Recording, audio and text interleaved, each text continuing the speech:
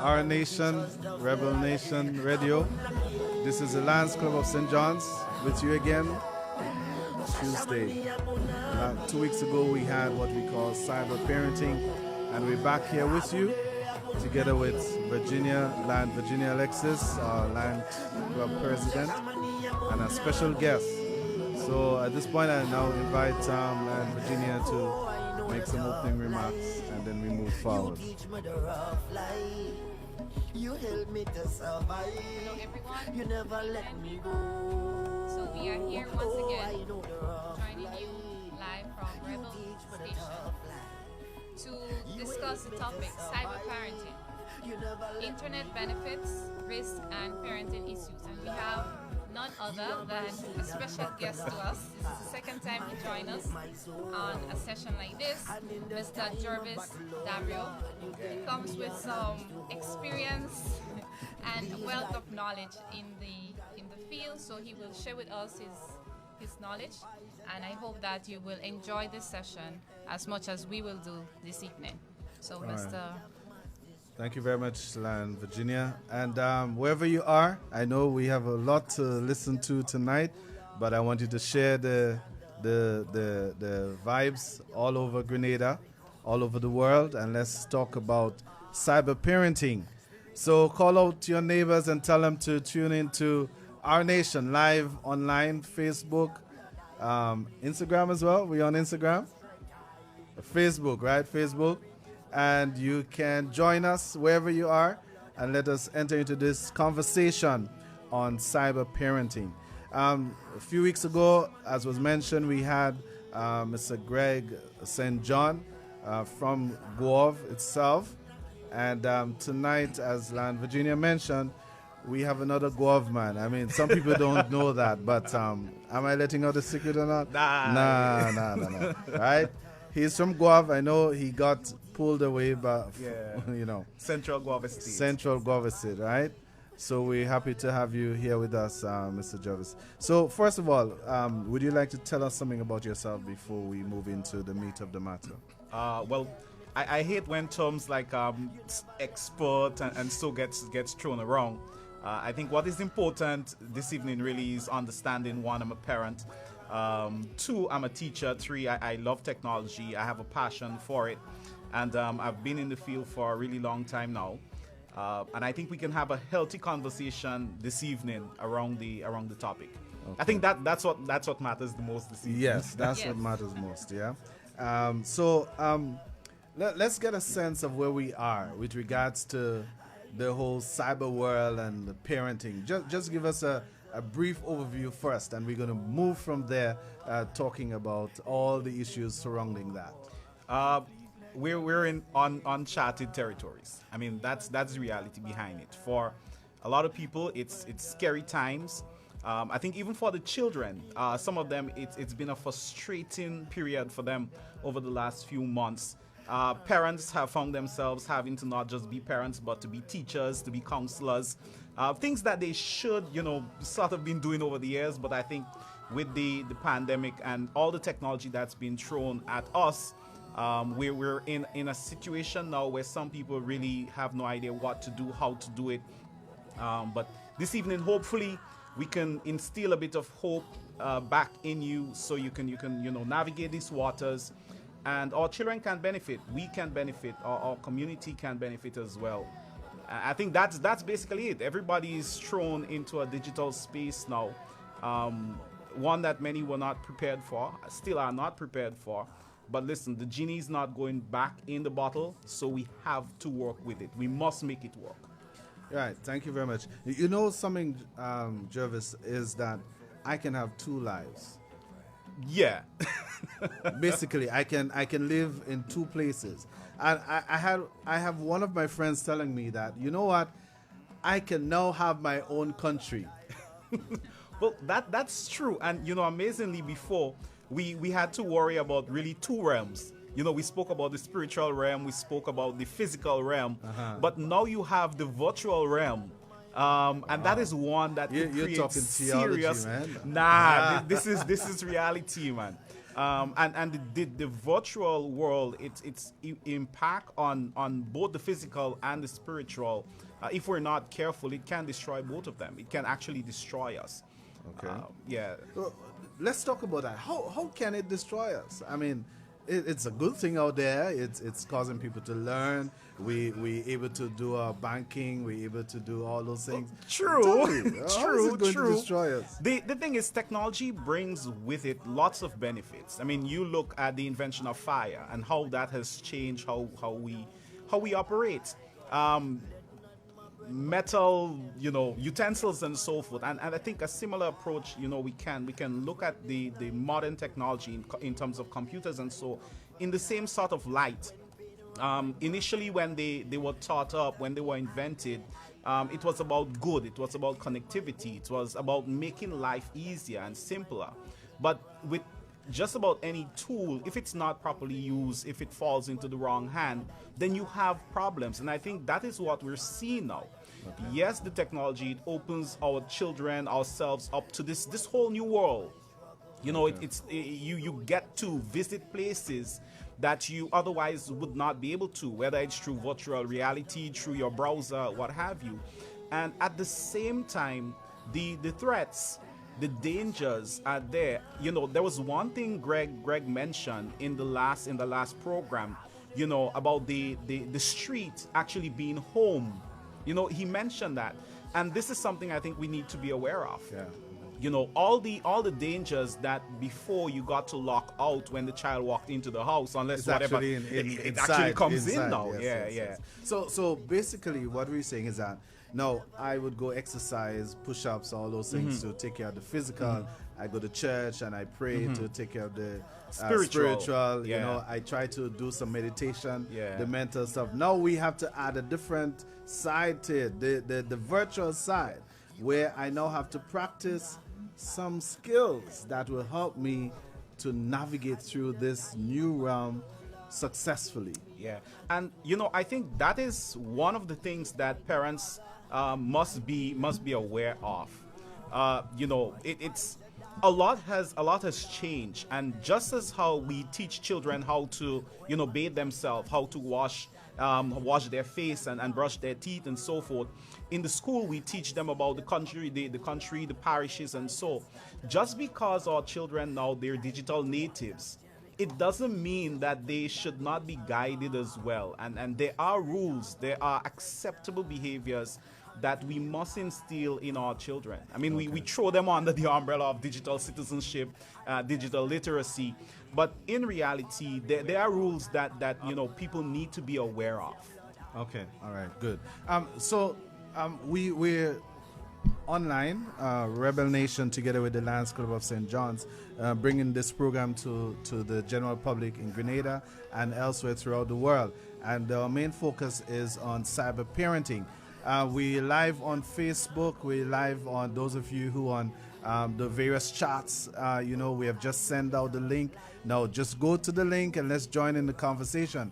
You can also share your views online. You can write your comments and so on online, and your questions. We can take them and share it with Jervis, who will enlighten us on a lot of this. Anything you want to say, Virginia? Right. So you said, Jervis, that we need to teach them to become digital citizens. But then who needs to do that? Is it the parent? Is it the school? Who? Well, the thing is, we've sort of gone away from the whole concept of it takes a village to raise a child. Back in the old days, if you pass a lady down the road, when I was living in Guava State, and you didn't say hi, there was no telephone back then, but when you got home, my grandmother would know that I didn't say hi. I had to go back. You had to go back and apologize and get it right. The whole village did that level of parenting, and I think the same thing applies here. In the school, there is a level of responsibility there. And when we say the school, not just the institution in and of itself, but everything that goes along with it. The church, The parents, yes, definitely. Parents, I mean, we are our children's first teachers, and we have to remember that. We can't get away from that. But I think it takes a collective effort. Policies on a countrywide level, everybody need to chip in because of how crazy it can get if we do not raise our children to be digitally smart. To be good digital citizens, to not just be users of the technology, but to be responsible users of the technology. Now, I'm a parent and I don't have a clue about technology. How am I going to do that? Okay, so, oftentimes we look at what is before us and not all the other things that, we can actually contribute to make the situation a better one. So we have issues now with cyberbullying, we have issues with hacking, we have a lot of oversharing and so happening online. These are things that, you really do not want children being involved in. So, mommy, you're right now saying, hey, I get that, but I don't know anything about the technology. And I'm saying you do not need to be an expert to still help them navigate through this time. If you look at it like this, right? Cyberbullying, where a child or a group is saying unkind things to their peers online, being mean. You don't need to know about technology to instill the value that say you need to be nice. Okay. You need to be concerned about how your actions affect the other person. That's why we used to have courtesy week, where you did the please and thank you and so in the school. That value, if we instill the value of not stealing, So basically you're saying that the old values, I say old, they should underpin whatever happens thank with the you. technology So the discipline, the Yes. courtesy, and those things are important. Yes. Now, if as a parent you cannot instill or maintain these things in your home, definitely maintaining that for cyber security would be an issue, right? Greg mentioned two things about that when he was here, right? Okay. He spoke about one, having to be parents and being parents. It doesn't matter what the technology is. And I think that is something that we can't get away from. We have to be parents. You don't need to be a boss footballer to go support the child when the child is playing football down the street. You go support, and that means something. And the other thing he mentioned, and he spoke several times about it, during the conversation, communication. You have to talk to the children. So again, it's about being involved. You don't need to know everything that is happening on the gadget. You could turn it into a learning experience. I learned how to download from YouTube from one of my daughters. I'm not going to say which one because it's a little embarrassing when I go and say, hey, a 6-year-old taught me how to do that. But you can do that. But I think for a lot of parents who are saying this is not for me, you need to change that. Don't be afraid of the technology. Don't be afraid of new things. Be your child's friend. But most importantly, understand you are the parent and you are responsible for protecting them just as you provide meals and so for them. And that protection is not just physical now. It extends into the virtual world as well. So we want to establish something very early, that you have to be parent. Yes. You have to be parent. Do not be afraid to be a parent. Yes. Do not be afraid to be your child's friend. Yes. And those core values Must be instilled. Yes. And Yes. all that we do to support the cyber issues should be pinned down by communication, Yes. discipline, courtesy, and those kind of Yes, things. Right? those underlying values. Great. Yes. Awesome. So that's a good place to just take a little break from sorry, I almost said Jervis, right? You understand what I'm saying? Now, I just want to start the conversation a bit on cyber and to recognize something. Right now, we have a problem in St. Vincent, and sometimes they say when your house is when your neighbor's house is on fire, you should wet yours. And the thing about it is, we all need each other. And right now, the people of St. Vincent is going through some difficulties, and we have faced a little bit of it with the ashes falling on our vehicles, on our homes, and so on. but they are in need of our help. And the Lions Club of St. John's is a service organization, and we try to provide service wherever the need is most. And for us in St. John's, what are we doing with regards to that? Right. So presently, as a club and even reaching out to you community members, we are seeking to make donations of water. So if you wish to contribute to donate a case or two of water, then you can get in contact with us so that we can do so. We are hoping to send our first batch of water up on Friday, please God. So if you can, then please contact any one of the members of the Lions Club. We have Lion Gloria Bonaparte, Lion David Hopkin, you have Lion Virginia Alexis, yours truly, Lion Mary Alma Dubois, and the list can go on. So you just reach out to any one of us. Secondly, we are coming to you as well because we will want to meet some of the other needs that the people of St. Vincent have. And one of those needs is they are in need of toiletries, cleaning supplies, right? They also need sleeping mats. So anything that you can donate or contribute.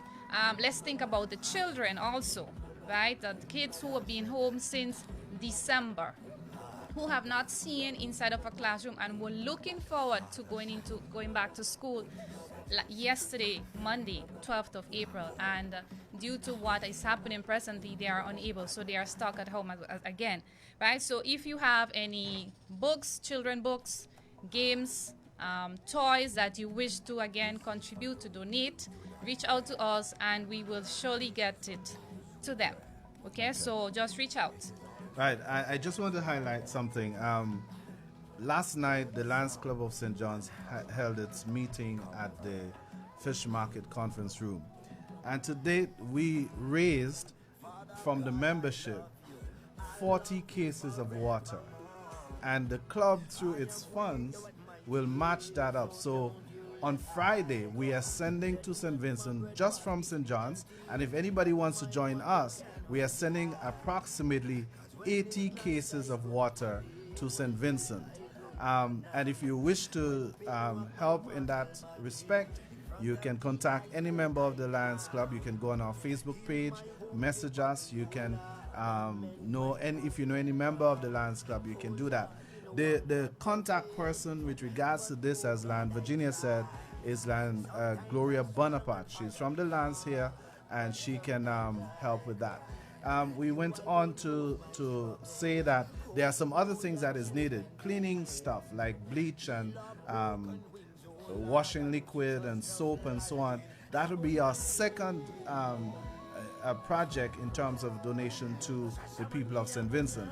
So we'll be coming to you asking you for bottles of bleach, soap powder and those things so that we can put that together so that they can clean, along with tin stuff for food items. But we're looking for those that are in the tin because of it can be shipped properly without being damaged and so on. Then our third focus would be on the children. We're going to do what you call children care packages. In there, we'll have books, we'll have toys, we'll have games, and little things to keep them occupied. Now, the Lions Club of St. John is not alone in this effort. Which other clubs are involved in this? So all the Lions and Leo clubs within Grenada, the state of Grenada, are involved in this drive, right? So here we have a flyer that says Grenada Lions and Leos clubs invites the general public, volcanic relief, support our relief efforts for St. Vincent and the Grenadines. Right, so reach any one of the Lions, as we said, whether it's in St. George's, in St. Andrews, or St. John's. Right, and we need sleeping mats, mattresses, generators, folding cots, hygiene kits, 5-gallon buckets, water, and food, or any other donation will be greatly appreciated. Okay, so just reach out to any of the members of the clubs of Leo's or Lions clubs within St. George's, St. Andrew, and St. John's. Okay, thank you very much, Lion Virginia. And this is Rebel Nation Radio, right? Yeah, Our Nation, right here in Guelph.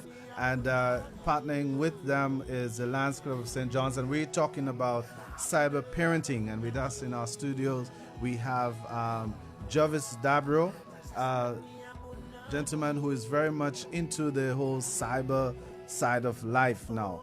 And I must say the cyber side of life, because when I did my studies overseas, one of my professors, he said, you can actually have a life inside there. Literally buy anything you want, build your own house, and just live there comfortably. Right? But you can also die there too, right? The same thing happened locally in the physical world can also happen in the the virtual world as well. All right, so we ended the first part of the conversation looking at basic parenting, that parents would have to be parents. Yes. And you do that by instilling those core values, communication, discipline, and so on. Now, let's move a step further into that. What do you think is some of another of the most important element that parents should be concerned about when dealing with the whole issue of cyber navigating? Well, in addition to the threats and so, and I'm sounding like a broken record when I keep referencing a lot of what Greg said. But the reality is, he gave good advice when he was on here the last time. In addition to all the other little things, it is very important that, as I said before, parents, that you're involved in them, in whatever happened. With your children, I normally say wherever your children are, you should be as well. Yes, respect their privacy, but you need to know what is going on there. All right, look for behavioral changes and so with your children. But I think one of the things that's important as well is looking out for the physical aspect of their being as far as the interaction with the technology is concerned. So you mentioned, you can build your house in there, you can live in there, yes. And I'm hearing somewhere in the back of my mind, you need to be careful with this because we're looking at probably addiction right there. We need to be aware of that. You can't have the children on the devices for hours and hours. The devices now, it's not like the TV of yesteryear. You just plop the child down in front of the TV and the TV did the babysitting. Now there is a world of issues and problems that you're exposing the child to when you just hand them the device. So you need to be aware of that. So, look at how much time they spend on the device. Ensure that they get the physical activity in, ensure that there is a balance between the technology and the real world thing. Funny story. During the lockdown, my daughter, the little one, she had to do an assignment. Okay. And she completed the assignment, and my wife went to check it after, and she found, the answers just did not match her, that those could not be her answers. So my wife asked, well, what's up with this? Where did you get those answers? Mm-hmm. What? And long story short, Alexa gave all the answers. Thank you. And in doing that, what she did was cut out the creativity part of her. The looking at the question, internalizing it, interpreting it, and coming up with your own answers and so forth. And I think parents need to ensure that if it's an agriculture assignment, the child need to go outside, dig a hole, put the seed in. They need to. You still need to strike that sort of balance. And I think if that does not happen, then we're going to be in some serious problems. Right. So, second point has to do with striking the balance. You must strike a balance. Striking the balance. And part of that is the issue of time management. Yes. Again, coming in, you have to manage the time, And one of the things I like of what you said is that of the subjects or the topics that are practical, let them be practical. Don't stunt the creativity. You know what I mean? Go outside and plant the corn. Go outside and do whatever is needed to learn that important concept. Yes, you can look at a YouTube video and see that. Fine. Okay, let's talk about it first before you actually get onto the computer and review that. You understand? Because but Jervis, the problem is, these parents, do they have the strength to really get those children to do that? would we say, strength or patience, tolerance to do that. I think in some cases it's not so much the strength, but I think it's the patience, the understanding, and the tolerance to be able to deal with this uncharted, world that we have entered into. True. Right? Because even on the side of the students, it can be frustrating. On the side of the child, it can be frustrating, because I had an experience just today, the second day of school, and I said, okay, I'm going to post something online, and the child was like, Miss, but everything is online, and I'm like, okay, all right, so there is frustration, but I said, okay, you know what, there's where we are going. It is not going to just stop because we are getting back to normal, so then just as how the parents are frustrated, the children themselves find themselves in a frustrating situation, and how do we then just strike that balance there? What can we do? I think that is where the whole village raising the child comes in, because I think we've looked at how we can reach the children. So they're home, how do we get the content to them? We throw it online on whatever platform the school is using, and we figure, you know what, that's it, my job is done. Not looking at the other side of it, that child may be a bit frustrated. Not everybody learn well in the virtual space. There are children who do better when they get the book. And I think for parents and for teachers, administrators, this is something that you need to be aware of. One size does not fit everybody when it comes to that. If the child say, hey, I would prefer if we just, I got a practical something, then if that can be, added in there, by all means add that in for the child, because you want to reach, you have children who are visual. Yes. All right, you have the children who are tactile. They need to touch, they need to do. When you send everything virtual, some of them you're throwing them behind because you're not reaching them in that space. And I think we need to be aware of that as well. So mommy and daddy, while I am advising that you be involved, be part of the conversation, especially now with how the children have to, do their studies and so forth. At the same time, let common sense prevail. You'd be surprised. I'm a big technology buff, but there are times during the lockdown when I looked at my daughters and I had to say, listen, I don't care what the teachers say.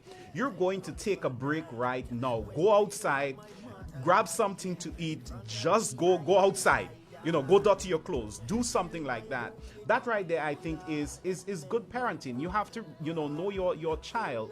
And I think that will help, because on the digital wellness side of the conversation, you do not want to, sort of put yourself in a position where you have to spend a whole heap of money because you didn't parent. You now need to consider eyeglasses, and the child have neck strain and whatever the issues are, simply because you did not look at what was happening. Some children, we say, yes, the grades may have gone up, and I question whether or not the learning went up, because it's easy to Google stuff and so, and that is where, again, communication, talking to them comes into the picture. All right. Jervis, in Jamaica, right? I'm just pulling up the article online. This minister, I think he's, I'm not sure, he's a minister, and one of the things he said is that the present COVID-19 situation, which has caused the impact of online learning, is affecting boys more than girls. And because of that, the boys that are finding themselves navigating in the online and studying at home are looked at as girly and things like that, and the boy. So while we asking for the balance, right, we have now the boys are using the opportunity now to stay outside, and as a result, they are being disadvantaged because of the consistent sitting. Because generally, boys, we like to be doing stuff. Yes. Right. So, all right. So one of the things that the technology affords us is the ability to learn at your own pace, right? Mm-hmm. You can go back. You can process the stuff, interact with the content at your own pace, at your own speed. And what I haven't heard much of in that conversation is the simple word discipline. You know, you have to have the discipline of actually engaging with it. Now, I mean, it would be foolhardy of us to be here tonight saying, you know, boys get the same level of attention across the board. That doesn't happen. Boys are normally told we have to be boys. You know, you go out, you play, what have you. The girls tend to have to behave themselves, come do the assignment and so. And it might not be the right thing, you know, across the board, because I'm kind of washing everybody in one water. But that is a sort of snapshot of what is happening. So you have the boys who now have the content coming to them. They're not sitting in a classroom where the teacher can say, hey, you, John, listen up, pay attention. You know what? Come to the front of the class. Sit right here. Come. You're gonna co-teach with me. You know, and that would sort of help. But now when the content goes to that child and mommy and daddy, you're not parenting because you're not being involved in it. The child might be playing a game when they should be, you know, reading something or so. And this is where communication, being involved, comes in. But the discipline, we have to ensure that the children, I think Greg mentioned it as scheduling. I prefer to look at it as just discipline. The discipline to know this is the time to engage with my math assignment. This is the time now to go out and play. This is the time to hand in the report, what have you. We need to get to a place where that happens. And I think, you know, because of how quickly the technology was thrust upon us, we haven't taken enough time to help those who were not quite ready for that as far as their discipline was concerned. So you mentioned time management, you mentioned discipline, right? Now, yes, they all sound very nice. But what about that parent, that guardian, that does not have the time, right? Because their schedule, they have a tight schedule as well. So they have no time to really sit and say, okay, yes, David, you actually spent 2 hours on your device today. Very good. Or you should not spend more than 3 hours on your device. What about that parent who can't monitor that, who cannot supervise that action?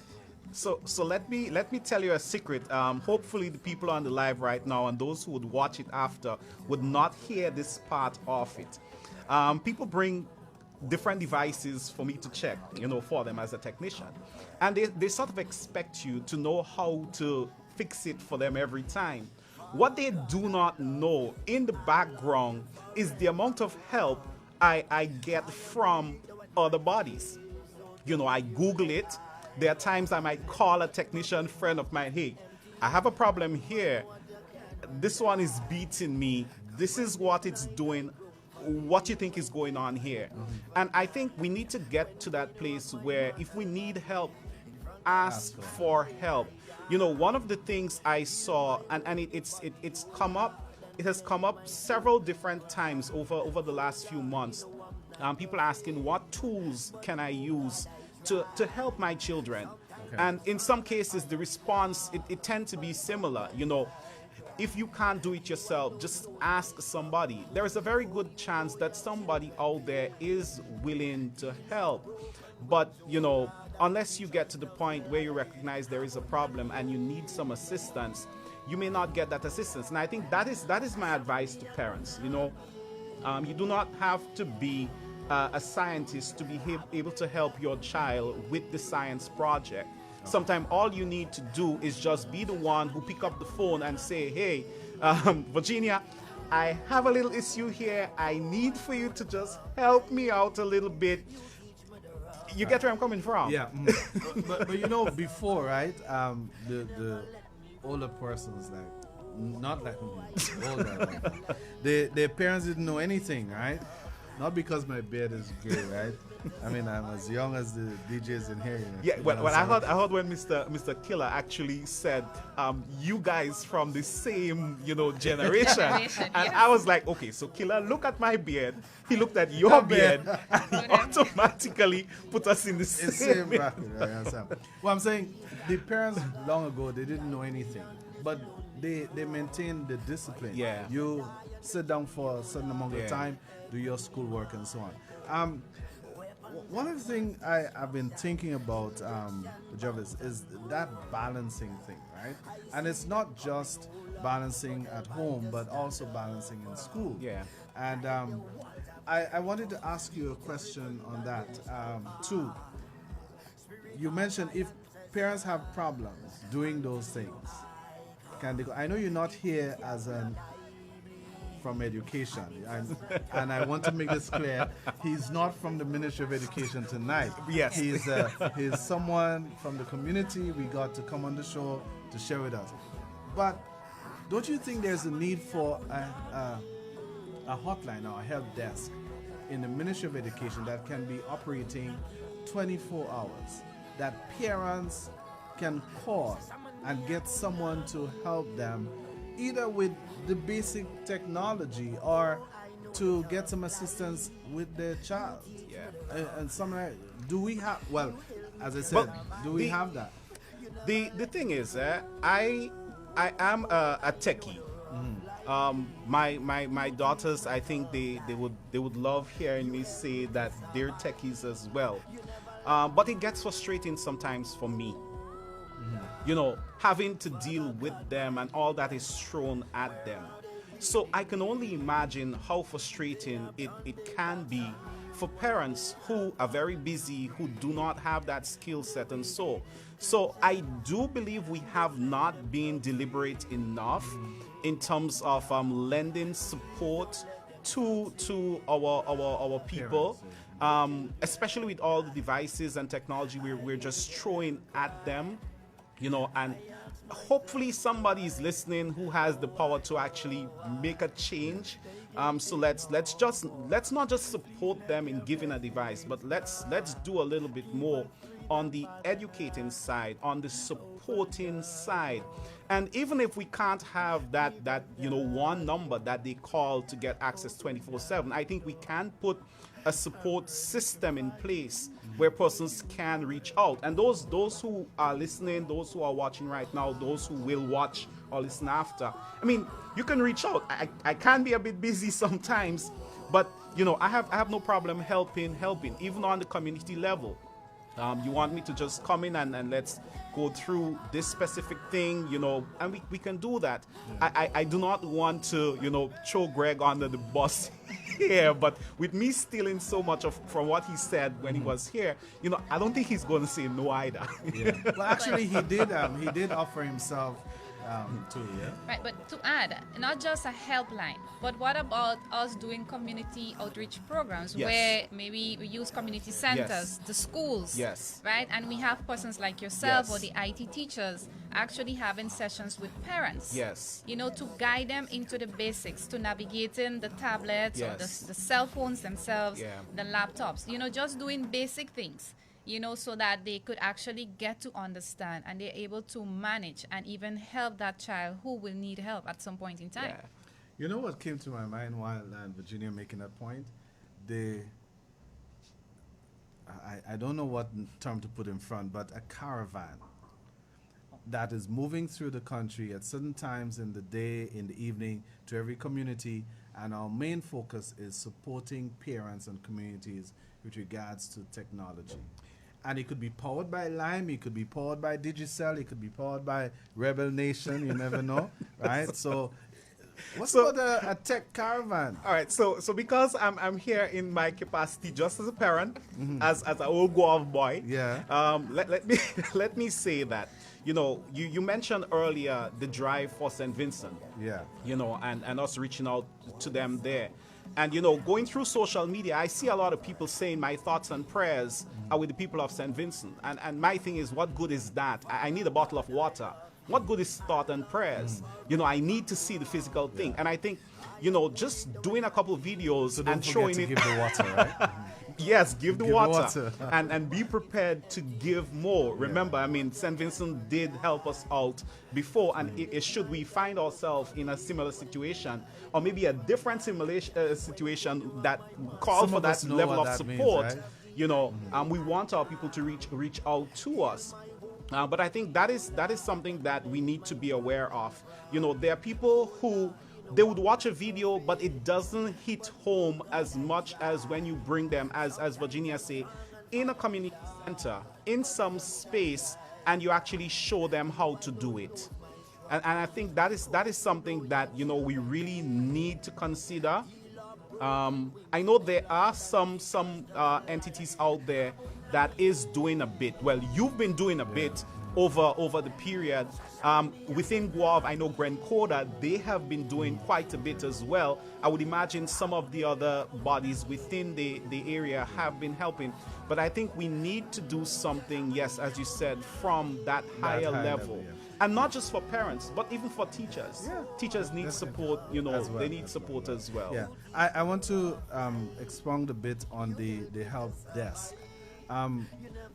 We have students at SGU studying technology. We have at TAMCC, we have persons who are out there. Maybe we could pay them based on the amount of calls they would have gotten for the month, where parents or anybody can call the line and you get somebody, and the calls could be recorded so you can go back and check to maintain security and everything like that. Because I'm sure there are parents out there who need help and they don't know where to go. I mean, they know this man Jervis on the TV sometime, they but I mean, they should have other persons to call and get some help. And I would say maybe even consider local people. Yeah. So if you can get, maybe, as you said, that caravan, but in addition to the call, you have persons based within the community who can provide that level of support. Because if we enter another lockdown, I don't think what happened before, we're going to have it happen like this. Some people are just going to throw up their hands and say, hey, listen, I survived teaching my child for the last 10 months. I can't do it again.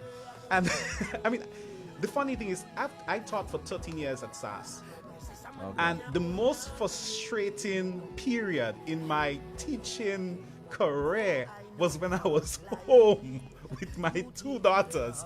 And my wife, at that time, my wife would say, hey, you have to help as well, It was just so frustrating. Yeah. So we want to give it up for all the teachers out there, right? Definitely. Give it up for all the teachers. Definitely. I mean, they themselves are getting used to the technology. Yes. I mean, it was thrown at them abruptly through the COVID, but we know that eventually it would have come. Yeah. Maybe it came on us very quickly, The good thing about teachers, we're able to adapt. And I think most teachers are able to adapt really quick once they have the support. Yes. And I think we need to give parents the same level of support. Yeah, we have to. We have to. And don't be too hard on the parents when they can't get certain things done. We have to find ways to partner with them. And that's where I want to move the conversation a bit. How do you think the local school can support parents with regards to the online learning? I'm not going to the Ministry of Education now. I'm talking about, I have students in my grade 3 class. How can the teacher and the parent work together to foster that good? Well, I like that you said, how can they work together? Mm-hmm. Because part, I think, of the problem right now is parents are not partnering with the teachers and with the school. A child does something wrong, the teacher, the school try to correct them, and the teacher take a bag of stones and go to the school to stone the teacher. The parent take a bag of stone, goes to the school to stone the teacher. That's not partnership. So I think the parents who have good conversations with the teachers, they tend to achieve a bit more. But you definitely need to have that partnership happening between all the different bodies. Okay, yeah. We just checking online to see if we're getting any questions or comments from those listening out there. We are aware that many persons are listening all over the place, all over Grenada and so on, and throughout the world. But we want you to send in your comments and questions so that we can share some of it. Let's see what's going on there. Okay. We have. Let's go to the chat. Um, let's start from the top. We see question. What advice would you give to parents who aren't IT savvy in these times? Don't try to compete with those who are tech savvy. Parent your child on the simplest level. Support them. As I said earlier, you do not need to be a techie or whiz with the gadget to just be there. To listen, John, what's the problem you're having? How can I help? Do you understand what the question is? All right, let's figure this together. You know, that sort of simple parenting can help. The values, the virtues, and so that is going to help with a lot of the threats and cyber crimes and so that we face. But I think it is very, very, very important, parents, that you do not compete or compare yourself with the other parents who may know a little bit more. You know, get support from them and try to grow as well. It's the same reason why we say don't compare your children. So we're saying one of the strategies to deal with the savviness of Yeah. the technology is collaboration. You have to collaborate, You have but to don't be too hard on yourself Yeah, because you do not know what DNS is and you're not sure what matter of fact, antivirus. you don't have to learn all the terms No, anyway. You don't have to no, learn all no. that. And I think the other thing is the children, they're able to pick it up really, really fast. So it can be a learning, bonding experience for the both of you. You're actually helping them with the values and so ensuring that the assignment gets done on time. It look decent. If you're one that's able to read through it and it makes sense, you can do that. But in terms of bolding and the formatting, they'll be able to do that. Just guide them through the process. You know, as you say that, it brings me back to your example with your daughter, where you said, she did the work, and when your wife checked it, she realized, no, this does not sound like you. And it's the same thing, you know, if we sit with them, we know already who they are. Yeah. We know the kind of work that they will put out. Yeah. So just by reading, Yeah. we can say, okay, well, David, this doesn't really sound like you. You Yeah. know, let's change it up a little bit. Let's read it over. Did you understand what Yeah. you read? So it's all that communication. I think Yeah. it's that big umbrella that we have to look at. Not just, yes, we sit in, but not just to ensure that, okay, they do not play a game, but they complete their assignment. Yeah. But we communicate, and then, as you said, we bond. Yeah. Because then we're learning, and then again, because they learn about technology so quickly, then we can use that opportunity to learn ourselves. Yeah. And catch up with, at least try to catch up with the parents who are already higher than us, And and the interesting thing about that is, I found it. I remember how much of a big thing it was when the little one actually showed me how to download the YouTube video, because she taught daddy how to do it. They're gonna have fun, actually Exactly. helping you And it through boosts their this. self-esteem Of as course, well, of course. Virginia is quite right when she bring out the issue of the teaching moments within the family. And as teachers, there are times when we met concepts that we've never seen before, and we had to teach ourselves. And even by teaching it, we learned. Yeah. Even more than what we would have even learned from our own Yeah. school days. And I think being able to allow your child to teach you, Yeah. I mean, that's an awesome experience in itself. It's a humbling experience, but Definitely, it's going to be worth it. Right, yeah. But I often tend to say, you're never too old to learn. Yeah. And it doesn't matter who you're learning from, as long as you actually understanding the concept of whatever, the idea. Because, I'll say it. Maybe she will eventually call me and say, "Why did you say that on the radio?" But my daughter taught my mom how to use a tablet, Yeah. how to play games. Eventually, when they were playing the game against each other, my daughter used to get upset. And she was just like 4, She used to get upset because, oh, Granny is beating me in the game, But you do it because then she bonded Yeah. with her grandmother during that time, and Yeah. she was just like 4, toddler, So we have all these experiences, and then we can speak about it and laugh. Yeah. So we go back online and see what's happening there. This is Rebel Nation together with the Lions Club of St. John's. We have two questions, Jarvis. Let's go to the comment first. I Oh, think yeah. I want to. As long tease as him the with this. comment is not Greg saying he's going to send me a bill for quoting him so many times Well, this evening. I think he should be. Right. So we have someone that says gadgets are modern day pacifiers. Do you agree with this statement? They are often used as modern day pacifiers, which is dangerous because I mentioned earlier. Just as before the TV was used as a babysitter, Yeah. you can't do it now. The threats and so that is within those gadgets. It's on another level. So I've seen it where a baby 2, 3 is misbehaving and mommy just takes the phone and I'm thinking, hey, there's so many things wrong with that. Yes. And I think we can follow up with that. The person is asking this question. How can we keep out the hackers from our accounts? How can we keep the hackers out of our accounts? Well, there are two things here. One, strong passwords, passcodes, two-factor authentication. Yeah, we spoke about that Yeah. last time too. It's like this, right? If you want to secure your account, you'll have to give up a bit of convenience. Okay.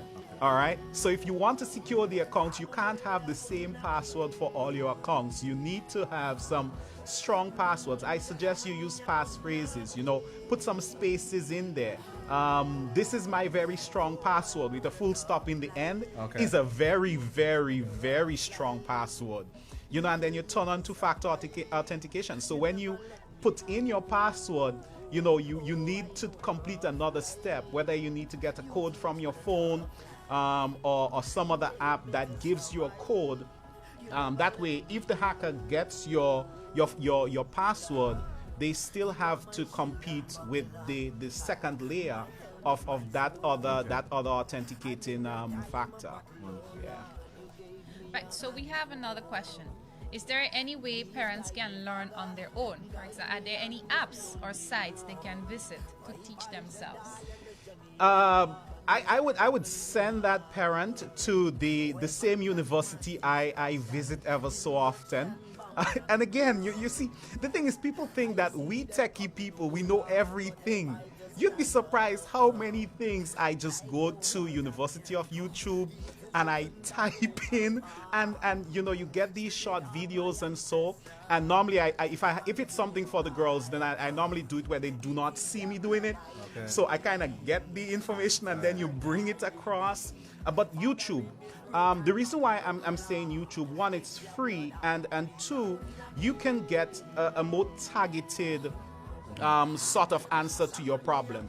If I told you, check Udemy or one of those universities that offer free courses and so, the thing is, you'll have to sit through extended periods of training and learning what have you. But when you go to YouTube, and the issue here is, how do I secure my Wi-Fi router at home?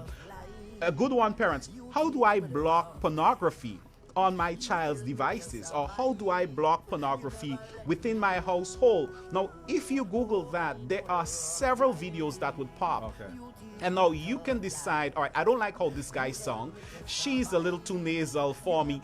This one, it's just right. Okay. Straight from the University of YouTube in 5 minutes. And the good thing is they oftentimes will show you, so you can go through the step-by-step process.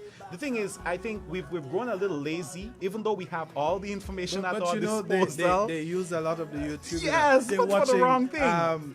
African movies and all those things, right? YouTube, some of those ideas as to how to manage certain sites, how to do some, and learn that. What was interesting for me when I worked at St. Patrick's, there was this guy who I wanted to get the children to do their school song, so record it, and so when we have assemblies, I could just play it on the PA system and so on. So I went with about 5 children in my car to the studio.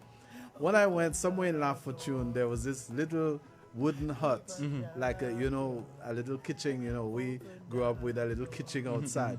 When I went to that place, man, the gadgets there were amazing. So I asked the guy, where did you learn to do all this thing? Man, he's asking, I learned it on YouTube, boy. You know that? And you look at those guys here, even at Rebel Nation. Yeah. And the skills that they have. Yeah. I mean, you can learn a lot from the YouTube. It's not all bad, you know, that some people feel. Yeah? I want to give one expert advice to everybody who listening, watching, and who will listen or watch after. If you forget everything I say this evening, do not forget this. Every time you go on YouTube, ensure that when you come off YouTube, you know something you did not know before. So you know something, you have some information, you've acquired some bit of knowledge that you did not have before. And no, not twerking, no, not a new way to whine, or no, but something that you did not know before. Even if it's, you know, that it's wrong to say donkey ears because turtle live longer than donkey. So you say turtle ears. My daughter taught me that one. Okay. But learn something new. The do-it-yourself ideas for home decoration. So many other craft ideas, and so I know a lot of people they're unemployed now because of, you know, what COVID-19 has done.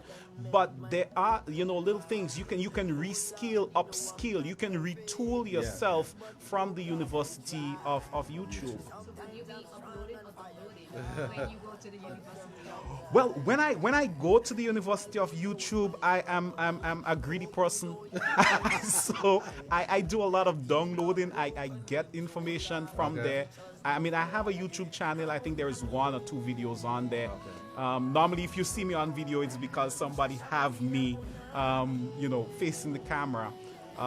But you know, don't be too shy to go on there and learn stuff. Someone is saying facts about YouTube. You're doing well with that. We have some other comments here. One person wants to know, how can I connect my child's devices to my device so that I can control? All right. So see the conversation. Kind of thing. That's invading privacy, right? Right. I was coming to that. Right. Privacy. But then, how much privacy can a child have? Well, you see, that is a ticklish thing. I think it boils down. I'm going back to what Greg said. I mean, we did disagree on one thing, even though I wasn't here. I think we need to be careful about sending them in their bedroom in any private space with their devices and so. I think we need to be very careful about that. But outside of that. We have to respect their privacy, understanding we have a responsibility to protect them. So, how far is going too far? I think if the child is old enough to have a Facebook account, you should be the child's friend on there. But you should not be the person who is commenting on everything and letting everybody know that your mommy or daddy. No, that's not very nice. Should you be looking at all their WhatsApp conversation and so forth? I think if the child is a child, then again, as part of the parenting thing, if a child is a child, what do you mean? because my mother still look at me as her child. I would always be her child. But I am not a child. you get where I'm coming from? I'm an adult. Yeah. So if the child is a child, if the child is legally a child, all right, a minor, then you have to understand that what some children will see as fun. You know, the grooming, the inappropriate conversations, the videos that really should not be sent to them. And we've had instances of that in Grenada where people got charged under the Electronic Crimes Act. The child may not see anything wrong with that, you know, because they have access to something that they think is fun, it's okay, it's grown up.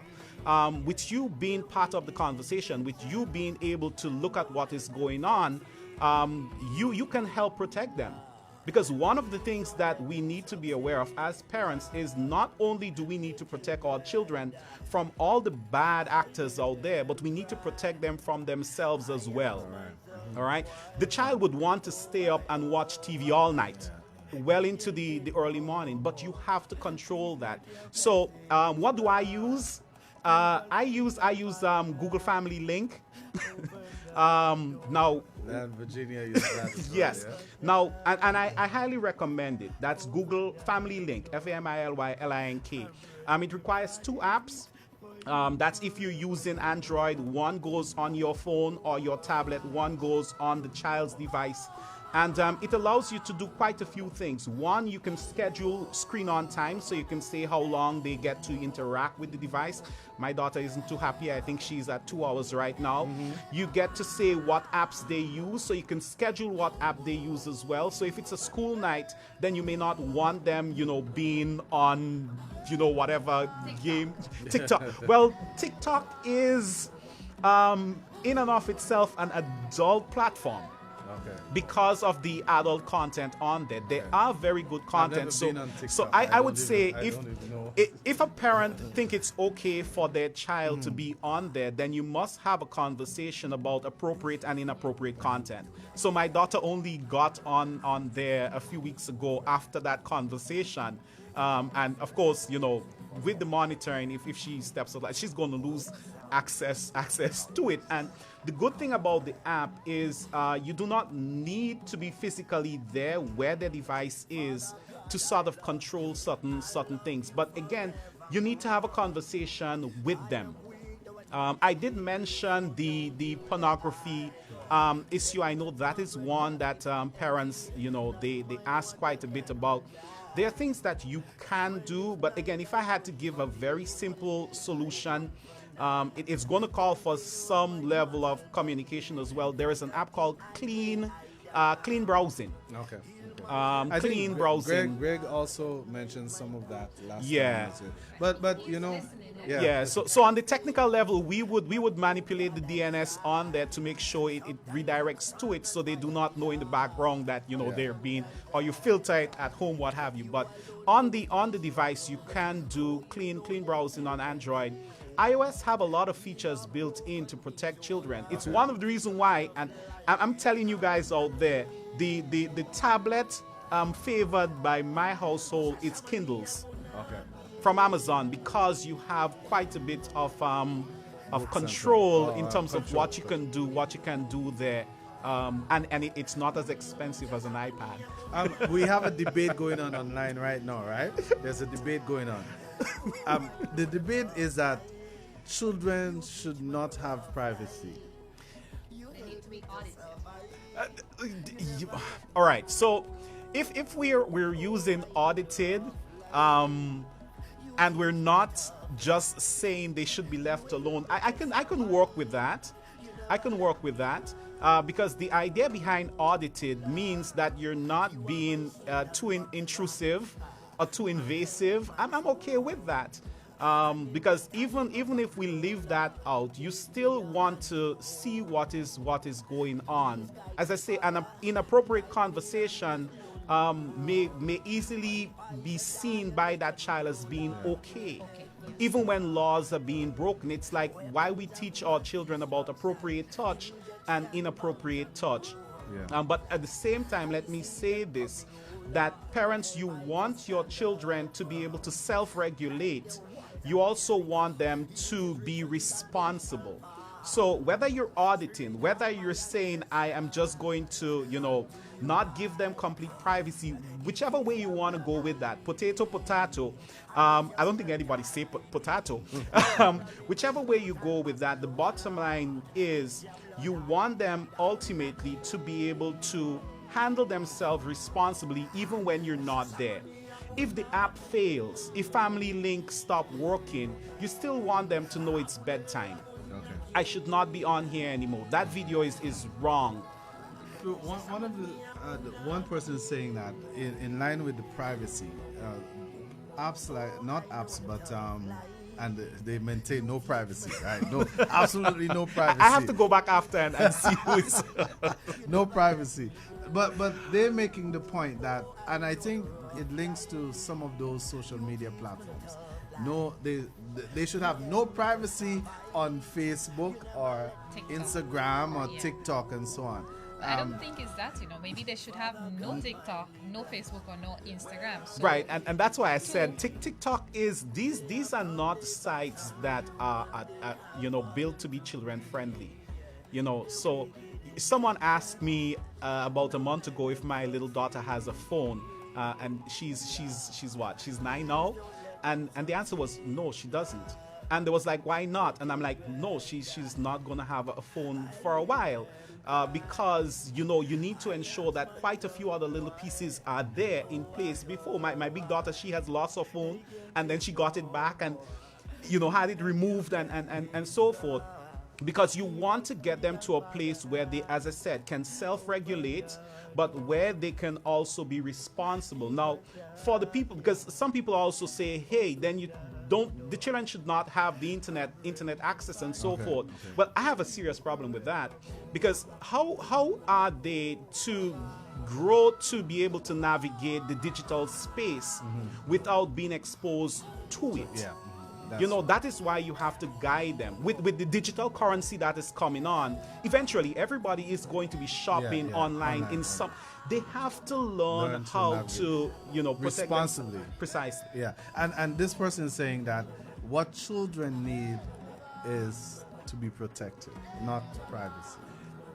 Part of the protection is about respecting their right to privacy, but understanding that the protection you have to give them cannot suffer because there is a right to privacy. Okay, all right, okay, good point. You have to balance it. Yeah, you have to. And I would say if you're going to, balance it, but err on the side of protection. Yeah. So you're balancing it a little off. Protection gets the bigger half. Yes. You're listening to Our Nation, and this is the Lions Club of St. John's bringing to you cyber parenting. And with us we have Mr. Jervis Dabreo, Teacher and IT. You said parent tonight. Parent tonight, yes. Parent. Right. And we've been having that conversation on the whole issue of cyber parenting, and we have explored a number of tools and things that parents can do in order to ensure that the children get the best out of the technology. Notice what I said, get the best out of it, because sometimes we focus so much on the negative things that it can do, rather than looking at some of the positive things. So I want to go into the conversation a bit. Let's look at some of the positive things parents can get out of the whole technology with their children. You're looking at global citizens now. You're looking at children who have, and I remember Greg mentioned that he's really going to send me a big bill. He mentioned, and I've had that discussion with my wife as well. Some of the things the girls know now, we didn't know that until we were grown. That's one of the positives right there. You get to see your children being exposed to so much information. So they know so much. They can do so much if they use the tools right there. I think that is one of the positives. Knowing that if you guide them properly, your child is going to be able to compete on a global scale. Because they're now exposed to the same sort of tools and technologies that the people in the first world countries they have. But again, it's responsible use and ensuring that they balance that with the soft skills, and they do not self-destruct before they get to the point where they can make use of the opportunity. And then just generally information sharing. I don't have to buy what's in the boutique anymore. I can even be sized online. Exactly. The technology has allowed us to do that. We're able to attend. I had a webinar I attended this morning. I woke up 5 o'clock for it. Just personal thing, because today is Identity Management Day, and there was this forum in Africa, and I attended that. And otherwise I would not have been able to. So as parents, you're able to get information and be part of conversations that are outside of your space. The ease of doing business in some instances as well. COVID kind of forced that on us. Some people would not agree with that, because now when you tell the police, listen, I have my license home, they ask you, do you have your ID, and then they check and realize, no, you didn't pay. So that's not, some people would not like that, but the ease of doing business, online banking, these are positives. For me, I don't go to the bank unless it's absolutely necessary. Yeah. Physically, I literally pay all my bills. Everything is online. I monitor my accounts and so Yeah. on. And that is just the ease of doing business. And Yeah. I think we're going to see a lot more coming on stream in Grenada here Yeah. with you guys. Even the small shops, I think eventually you have to get one of those Android machines true, to true. take payment as well, you know, and get direct deposit. Now, as you mentioned that, I just want to throw this in there, especially for the parents, those looking on who do shop online. If you have an option between using your debit card and your credit card, you know, go for your credit card. Yeah. Yeah, when you use the credit card, you're using the bank money. They'll go after whoever is trying to steal their money. Exactly. But when it's your debit card, They you know, don't go that's after your it. money, Yeah. unless You're right. you have an account that is set up Yes. with limited funds just for that. So, Just for and these are things that our children need to be aware of as well. Yeah, actually, I have a friend who paid a company from the debit card, and then realized that the company was a real hoax, right? And now we're trying to find the company, Yeah. and the bank is not so much interested. It's your well, money. I shouldn't say they're not interested. They're gonna try to go as much as they can. Yeah. But if it was a credit card, I think the vigilance would be much. They greater. would raise Yeah, hell to yeah, get their money that, to get their money back. Um, See, digital citizenship. Yeah, you know? again. And all the ID cards and all those things that we have eventually would be all digital and so on. Well, our passport Yeah. is already well on Yeah. its way to being I there. hope we don't get the issue of the saying the mark of the beast now, you know. We have that conversation too. Let's not open that. can. No, we don't want to open that. Let's We don't- not. we don't And want to anybody open- comment that we're We're not just going going to to skip that. over that. Okay. Yeah. But someone is saying the whole issue of, but you did mention the issue of cyberbullying. Yeah. And how parents as well as Yeah. children can protect themselves. But I want to zero in on a point on cyberbullying, because the same values that we establish with our children, as you mentioned, and Yeah. you and Greg did the same thing last week on the streets. The same restraint and the same discipline should be exercised on the Yeah. online as well. You don't just go show yourself to everybody Yeah. who ask you to show themselves. Yeah. You have to be careful about that. Just quickly tell us a bit about. The thing with cyberbullying is, again, you have to be part of the conversation with your child. So and monitor them. Look, well, I would say observe them. You would see behavioral changes and so forth, because I mean, whether we want to, we would like this or not, cyberbullying has led to, you know, many young people world over committing suicide. Yeah. Being pushed to do that. And it's a case where before you left the bully in the schoolyard, now the bully follows you Yeah, across yeah. platforms. You know, they follow you when you're in the bathroom, wherever your device is, they follow you. Yes. I know the ministry has a zero tolerance for bullying. Our Electronic Crimes Act, though it does Definitely. not specifically call out cyberbullying, but you know, harassment, and so these things fall under the criminal, you know, part of all our laws and so on. I think we need to address that within the Electronic Crimes Act. I should see cyberbullying there As part of it, as part of it. And let us not feel that is only happening overseas. No. It's happening here. I mean, when I see some of the comments people write about other people online, I mean, that could be considered Yeah. cyberbullying. I mean, you don't treat people like that. Yeah. You know, you have to have, we all have dignity, no matter how we may think we are. Now, I always take this little analogy, like if I take a $20, either it fall in the drain or in the toilet or wherever, the value of that $20 is still $20. No matter what life throws Yeah. at us, we are still human beings. We still have worth. We still have value. And wherever we find ourselves, we should be treated that way. And that's the basis of it. You know, something I think, you know, parents and the young ones who are looking in and who would look after need to be aware of is this. There are several companies, local companies now, that do a social media audit of their applicants, persons, you know, applying for jobs and so. And when they see these comments, and so, I mean, do you really think they'll hire you as a bully? Not just that, even for your US visa, you're expected to give up your social handles.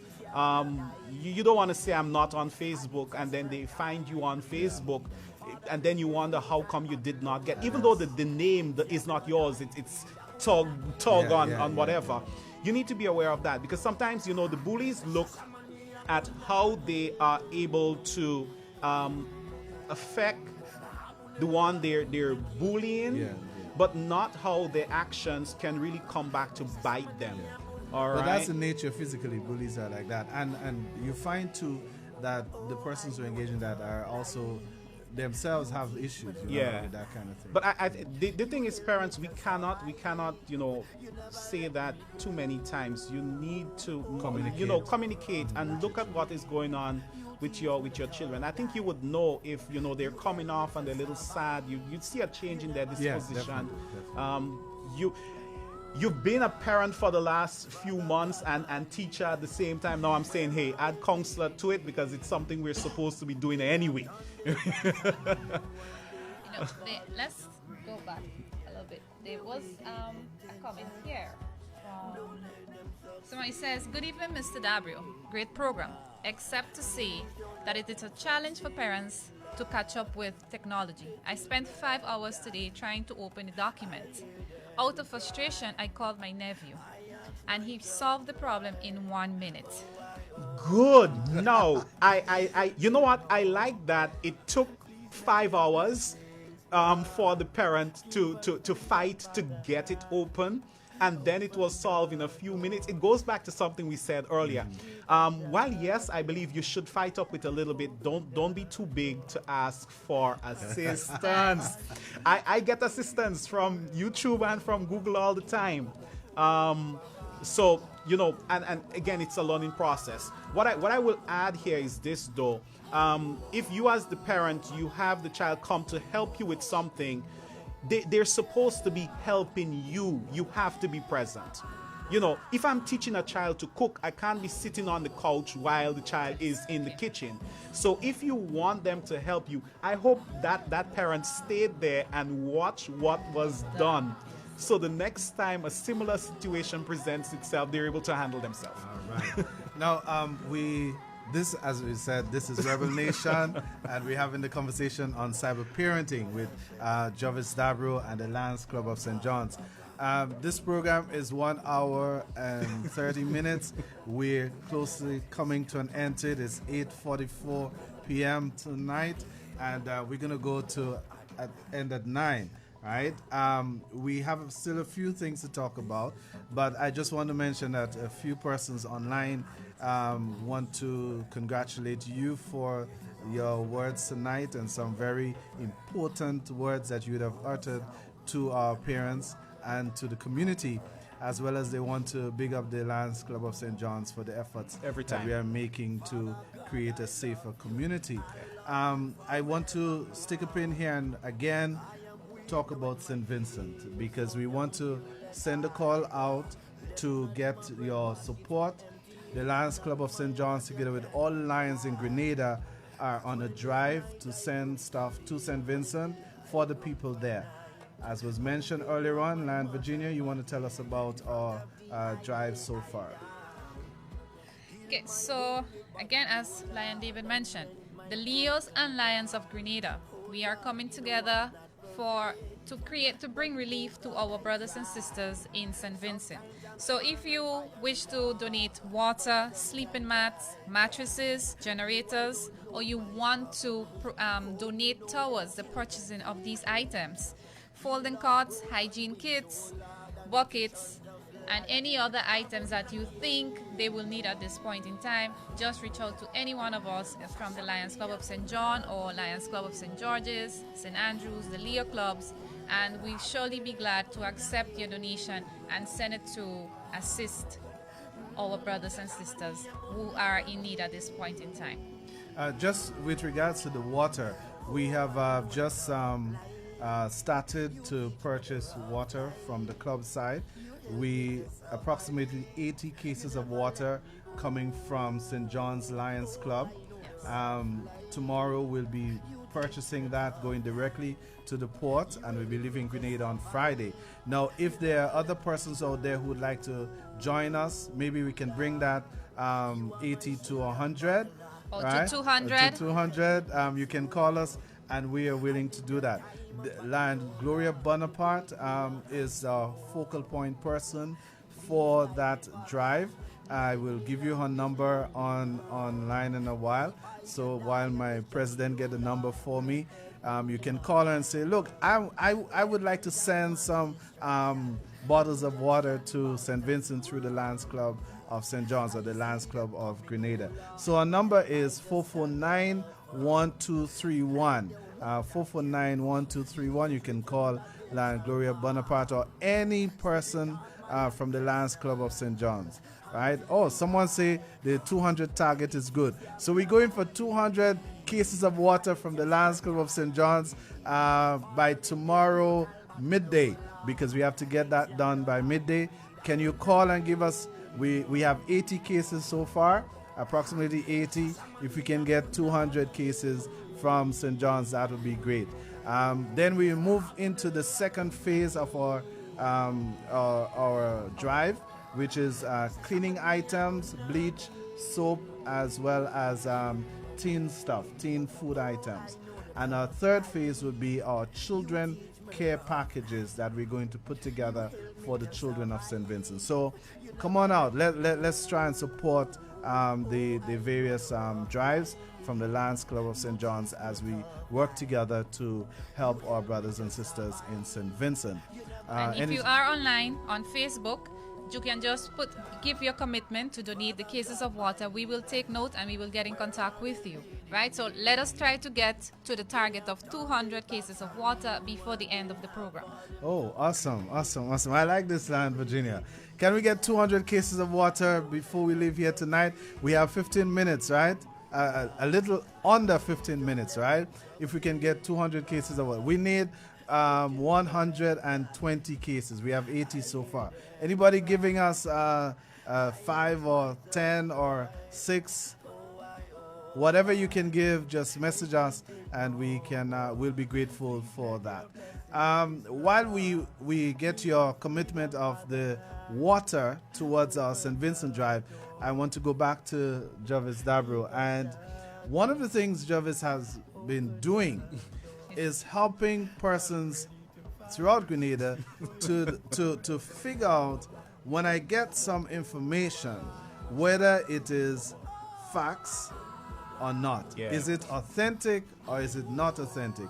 And I think you have been doing a great job on that. And I think it's an unbiased task you've been doing, because I've seen some things that really attack some people, certain groups of people, and then you check those out and you realize, no, that's really not true.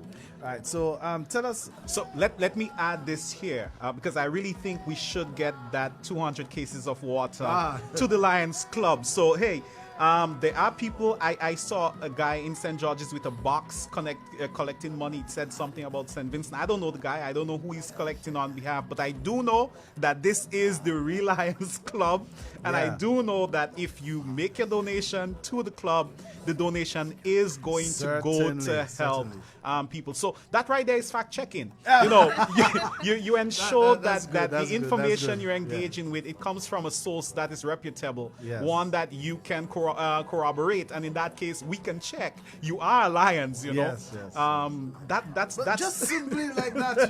Just like that. Oh, just like that. I don't know who the guy is. I'm not giving my money, but I know that you guys represent Lions Club. I know the Lions Club over the years have been doing great things and have been supporting. And it's the same thing. When the information comes from a site you've never heard of, you need to be suspicious about it.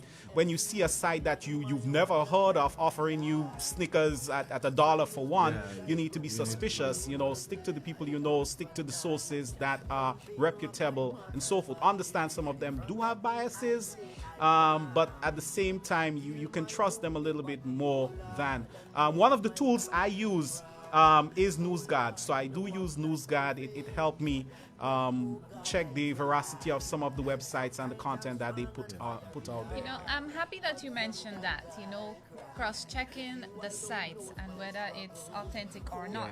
Because following your postings on Facebook, privacy and Yeah. authentication and hacking. You know, I myself, well, many members from the Lions Club receive emails and they used goodly they did cross-check. Lion Yeah. Virginia, did you send me this email? You know, and it was at least for 2 weeks. Yeah. A new lion every day received an email from me that was not sent from me. So when I did, it was someone using my name, Okay. but when you really check the email, it wasn't me, Yeah. right? Offering money and gift certificates Yeah. on my behalf, right? So that was one. And then two, over the past week or two, I'm seeing persons sharing a link of gift certificates from Amazon or all Yeah. these things. You know, I looked at them, I just shake my head, I say, okay, this is a scam, and I ignore. You know, but how can persons, you know, prevent the sharing? Because there might be someone else who may not have that knowledge and may just fall victim and be tempted to Yeah. get a gift certificate from Amazon and just click. Okay, so let me make it real on this one, right? So we know we had $100 that you could pay for lunch for a whole month. That was a scam, local scam. We know that it's a scam. But some people in the early, they got their food and they went out and they told all their friends, they got their friends to sign up and so forth. Personally, I believe everybody who got anybody to sign up should pay them back their money. And I'm serious about that. So I take a similar approach when it comes to content sharing. You know, I did not check the content. So if I share it and somebody click on it and they end up in a world of problems, I am responsible. Do I want to be responsible for that person, their account being hacked, they're losing access to the computers and so forth? And if the answer is no, then don't share it. Unless you verified it, don't share it. Because you know, if we look at it from a religious standpoint, the devil did not lie 100% to Eve. All right, but it worked because what he said was mixed in properly with truth. And it's the same thing. The stories, a believable story must have elements of truth in it. Two elements it must have. One, it must have elements of truth, and two, it should be able to access your personal bias. Okay. If it's able to do those two things, then it can get you to send it further on and to engage with it in a way you should not. Okay. So the concept of phishing came out, not fishing on the day, right? No, well, Greg handled that. Yeah, I just did the fact-checking part. You know? Great. Yeah, but I think you've been doing a great job with regards to the fact checking, and thank you for authenticating the Lions Club of St. John's.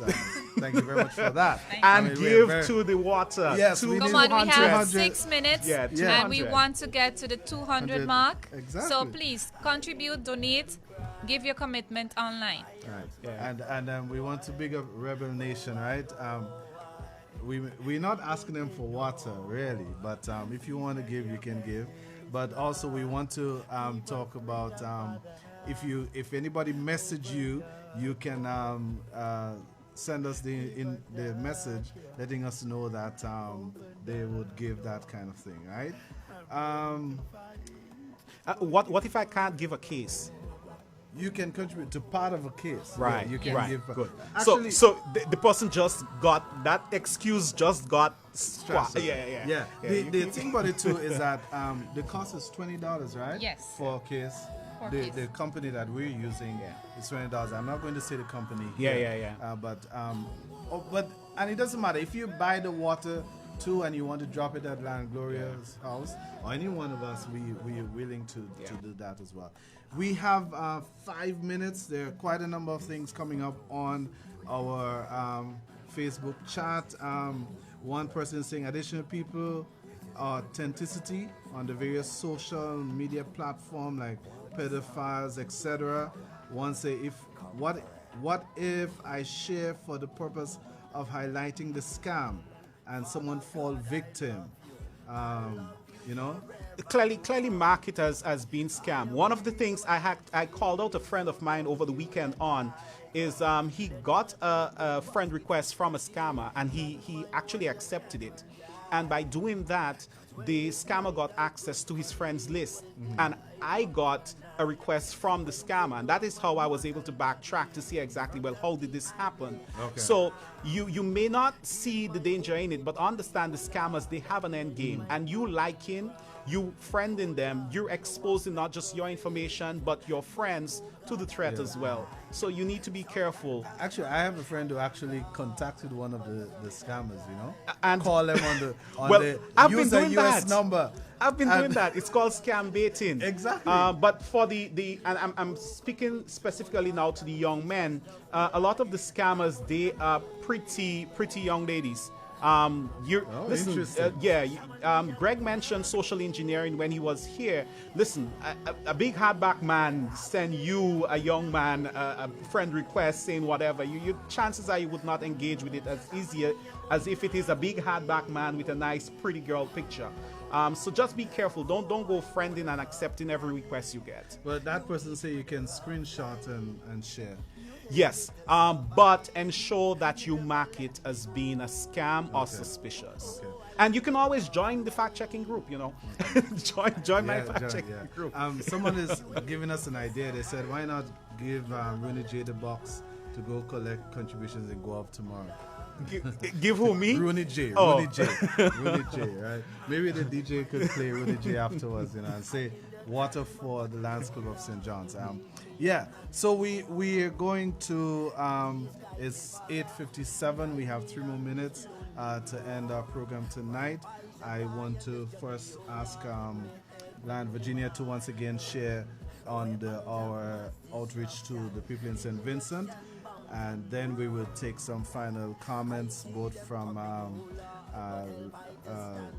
Jervis and myself, as we move on.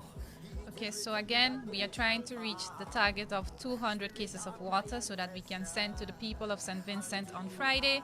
So please join our cause. Don't forget, call us, message us on Facebook, call Lion Gloria Bonaparte or Lion David Hopkins, myself, or any other member of the Lions Club of St. John, and we will be happy to receive your donation and send it on your behalf. If you cannot purchase the case of water, but you can contribute toward purchasing one case, then again, that donation will be accepted and we will just put the rest. Okay, so please make your commitment.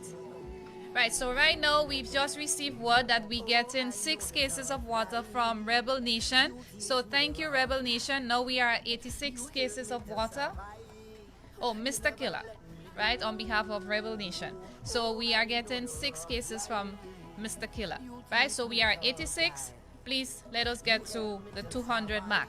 Thank you. Right. Thank you very much, Lion Virginia. And last night at our meeting, we met with the Lions contact in St. Vincent, Yes. who gave us an idea of what it's like there in St. Vincent at present and what is most needed. And I really thank Jervis for authenticating our club because serious, it's serious because we have Lions Club is all over the world. Yes. And we are connected, right? And when we are in need, we know definitely that we're going to get support from them in St. Vincent. So we have a contact there, and he's going to work with us to make sure that everybody receives something, right?